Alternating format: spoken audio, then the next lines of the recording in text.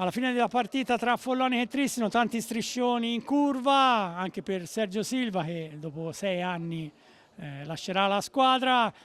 C'è soddisfazione però Sergio, perché quando la gente si ricorda e ti ricorda per tutto quello che ha fatto da giocatore allenatore, credo che insomma per uno sportivo sia al massimo. Sì, fa sempre piacere. Ho cercato in questi 6 anni di lasciare tutto quello che potevo. Sono cresciuto con dei ragazzi che erano alcuni bimbi, oggi sono diventati genitori.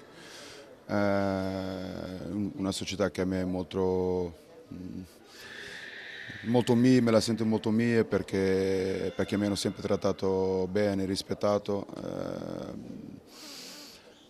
Penso che abbiamo fatto delle belle cose insieme, penso che sono state più gioie che cose brutte.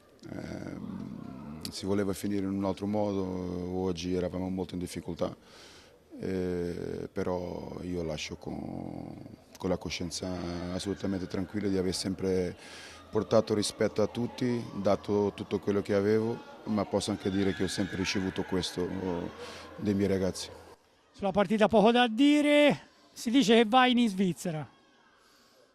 Si vedrà sicuramente, non sarà in Italia, non è a Follonia che non è in Italia, quello poi quando sarà il momento sarà anche l'annuncio ufficiale della squadra dove andrò, continuare il mio lavoro, cercare di fare come ho fatto qui, perché io sono così.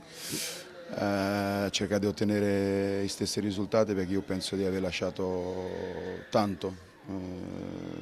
Questi 6 anni, dicevo ai ragazzi nello spogliatoio, le migliori squadre di questi anni non eravamo noi, ma tutte qui sono cadute, tutti gli anni cadevano qui.